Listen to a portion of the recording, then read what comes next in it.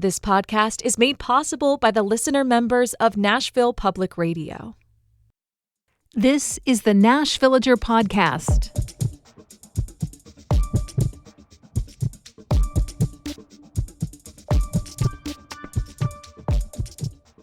It's June 8th, 2026. On this day in 1968, a man wanted for committing murder in Tennessee was captured by police in England. It ended a month-long, high-profile international manhunt. The man taken into custody was James Earl Ray. The crime? The assassination of Martin Luther King Jr. I'm Nina Cardona, and this is your daily digest of what's happening around Middle Tennessee with context and backstory from Nashville Public Radio, WPLN News. James Earl Ray was not a Tennessean, but I guess you could say he became one of the most infamous residents of the state after assassinating Dr. King. He lived out the rest of his life in the state's prison system. Well, except for the brief time when he escaped from the notorious Brushy Mountain State Penitentiary, and it took 3 days for them to find him. He died at the old Memorial Hospital in Madison. He was still a prisoner, roughly 30 years into a 99-year sentence. His cell was in Nashville at Riverbend, but the prison had sent him out for treatment when liver and kidney disease took over his body. So I guess we have to claim that last long chapter of his life. For most of those 3 decades that he was here, Ray proclaimed loudly and to anyone who would listen that he was innocent. Members of the King family believe him. In fact, in 1997, a year before Ray died, Dexter King, the son of Dr. King, visited the prison in Nashville to meet face-to-face with Ray while CNN filmed their conversation. King asked Ray point blank, "Did you kill my father?" Ray answered, "No, I didn't. No." Dexter King's response was one many people find astonishing. He said plainly, so that it could only be taken in one straightforward way, that he believed Ray and so did others in the family. The thing is, Ray had not been able to just sit in a definitive no. His answer to the blunt question started with, "No, I did not," but he also followed up by giving himself some more wiggle room, saying, "Sometimes these questions are difficult to answer." And his original answer about that crime had been very different. The year after James Earl Ray was extradited back to Memphis, he entered a guilty plea. He admitted to killing Dr. King. By doing so, prosecutors couldn't press for the death penalty, but it also meant they didn't have to go through the time and expense of a trial. Ray was quickly sentenced to 99 years in prison. After that, he changed his tune. He got a new lawyer and tried to retract his plea. He started saying that he'd been framed by a shady character named Raoul, that his first lawyer pressured him to take a deal and made him think he could be pardoned.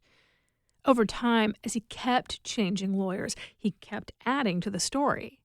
He wanted a trial, said that he'd been able to show his innocence if he were just granted the chance. And that conspiracy story just kept growing. Now, one of the lawyers who played a big role in not just representing Ray, but publicizing those conspiracy theories was a Nashvilleian. Jack Kershaw was a white nationalist who co-founded an organization that advocated for the South to secede again and defended the practice of slavery. Among his other claims to fame was designing the amateurish statue of Confederate General Nathan Bedford Forrest that used to be displayed alongside I-65 between Nashville and Brentwood. During his time as Ray's lawyer, Kershaw did successfully petition to open a congressional investigation into King's killing. Kershaw and Ray seemed sure it would lead to an exoneration. It did not. You can read the findings of that special committee and several other subsequent investigations on the website of the National Archives. What they did find was a mountain of evidence tying Ray to the site of the crime and to the weapon used in the crime. Now, was anyone able to say they saw, with their own eyes, James Earl Ray pointing a rifle at Martin Luther King Jr. and pulling the trigger? No. But he did rent a room at the boarding house that everyone was pointing at in that famous photograph taken right after the assassination, pointing to say that's where the shot came from. There was an indentation in the bathroom windowsill consistent with a heavy rifle being rested there while a shooter took aim. Other people in the boarding house complained that Ray had been hogging the bathroom for a really long time immediately before the shooting, and that they saw him exit the room in a rush with a rifle-sized bundle under his arm soon after everyone heard the gunshot. The rifle that fired the killing shot was found very soon after the murder in front of the building next door to the boarding house, and James Earl Ray's fingerprints were on the gun. He himself admitted to buying it under a fake name, which was different from the fake name he'd used to rent the room in the boarding house. And both of those names were different from the one he'd been using consistently for nearly a year, suggesting that he'd been preparing to do something in that time and place that needed an extra level of covering up. And yes, I did say he'd been using an alias for almost an entire year. Even before the King assassination, James Earl Ray was a fugitive. He'd been imprisoned several times for increasingly serious crimes. And in 1967, about a month into a 20-year sentence, he successfully escaped the state penitentiary in Missouri. So when King was killed, James Earl Ray was on the lam. This may sound like a lot, and it is, but it is also just the Cliff Notes version. There's much more evidence to suggest Ray was not a reliable or truthful person. There's much more evidence to tie him to the killing.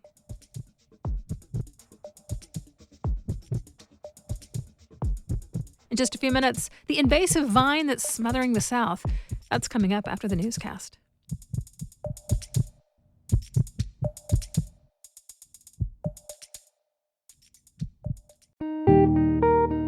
We know that local government isn't the only part of your life. Like the mayor, I know that city government isn't the only thing you're concerned with. We are still struggling to find affordable housing. Particularly with this bus stop. That's one of the unique challenges with my business. I'm WPLN's Metro reporter Cynthia Abrams. I'm working to break down topics like transit, housing, and local government to make sure that when you are thinking about Metro, you're getting the full story. Follow my latest stories at WPLN.org. Here's the latest from WPLN News. Well, we don't yet have crowd estimates for CMA Fest, which happened over the weekend, but one pedicab driver says Lower Broadway felt quieter than in years past. Dominic Ravelli was hauling a group of guys to the final show last night at Nissan Stadium. No, I wouldn't say as busy as previous years. It seems like maybe there might have been less attendance, or just the road closures were a bit different than normal. It was just a bit different than other years, but, all in all, it was a good time. Butt cheeks are sore. Ravella says he's still got in a good workout every day, pedaling out-of-towners to all the CMA venues. For the last 4 years, CMA Fest has created the largest weekend crowds of the year in Nashville. Data from the Downtown Partnership show nearly 465,000 people were part of the events last year, surpassing pre-pandemic levels. The Federal Communications Commission is seeking to put warning labels on TV shows with transgender and gender non-binary programming. And a free speech legal group in Nashville called the Future of Free Speech is fighting against the labeling. Attorneys at the Future of Free Speech argue that the FCC's inquiry into labeling departs from previous standards set by the agency. Those standards rated shows based on conduct like violence, sexual themes, or explicit language. The advocates say the new labels instead focus on broad ideological themes with little actual definition. The FCC stated that not having warnings undermines the ability of parents to make informed choices for their families. Tennessee is one of 21 states to place junk food restrictions on food aid. That was a major win for supporters of the Make America Healthy Again and other conservatives who wanted crackdowns on the Supplemental Nutrition Assistance Program, also known as SNAP. But one of the nation's leading food access advocacy groups says Tennessee's plan specifically will be tough on grocers. WPLN's Catherine Sweeney tells us why.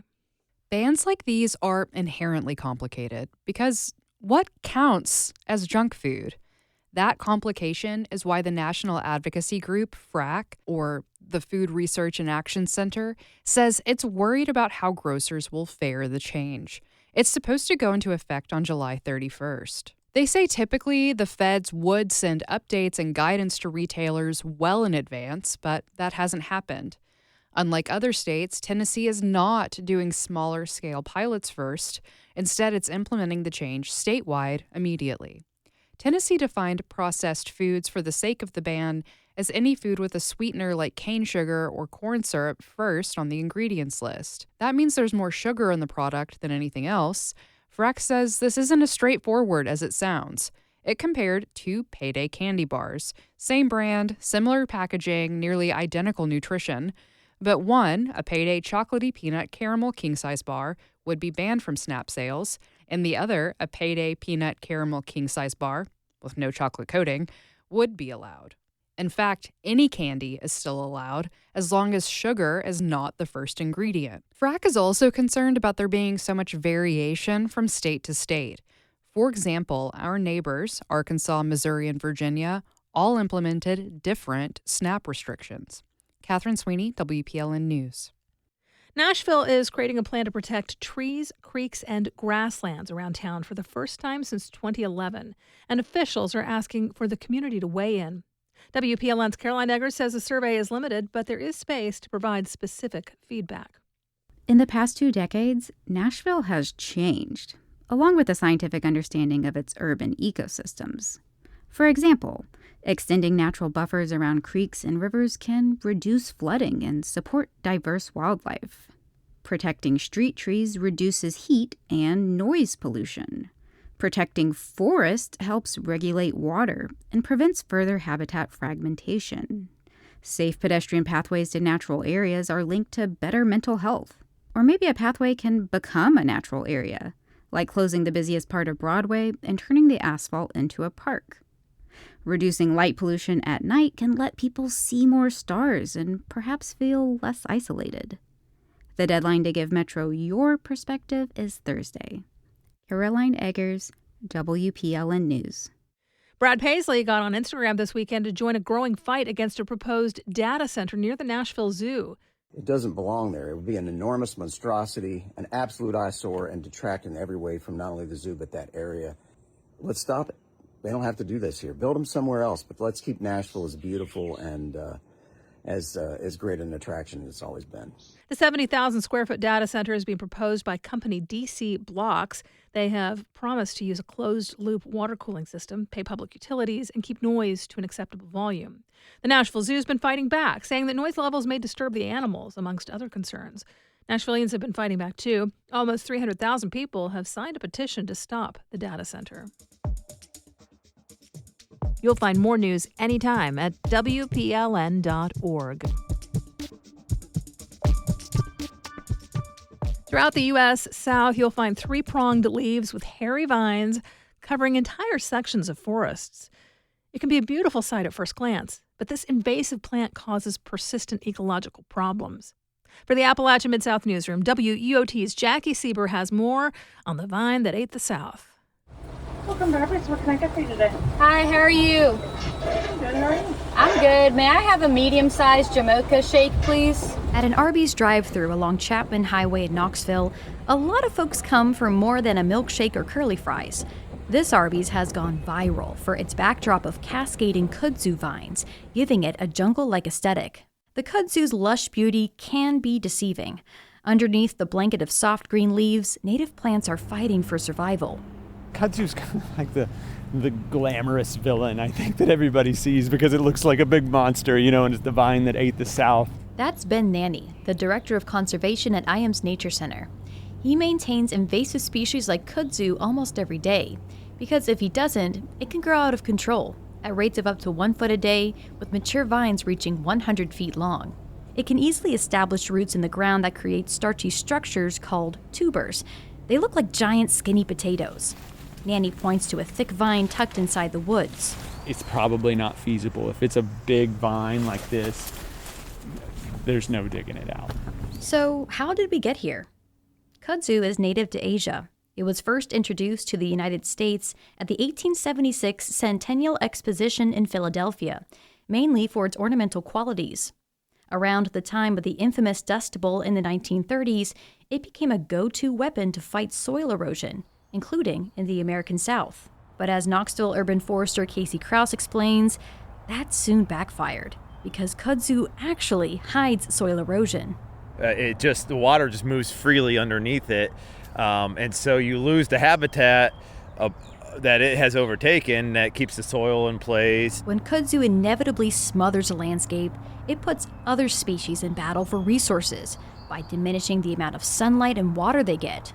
It also alters tree canopies and the animals that call them home. Across a creek at a public park near the University of Tennessee's campus, a hillside has been overtaken by the invasive vine.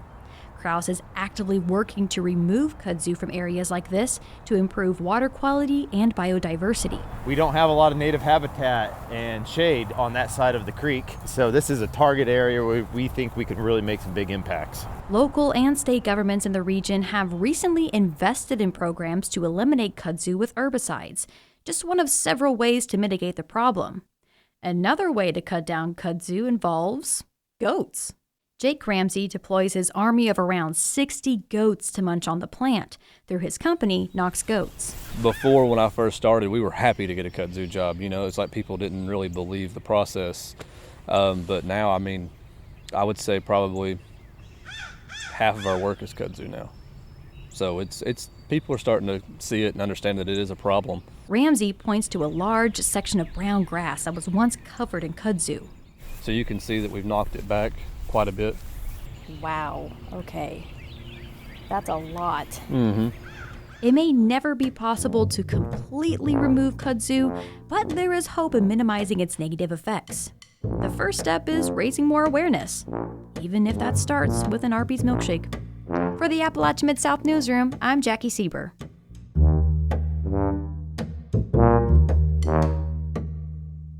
We do this news roundup every weekday.